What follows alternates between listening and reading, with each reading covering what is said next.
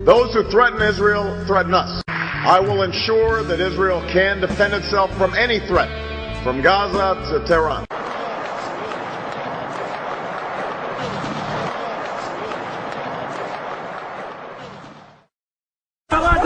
It's being called one of the bloodiest days of fighting in recent memory.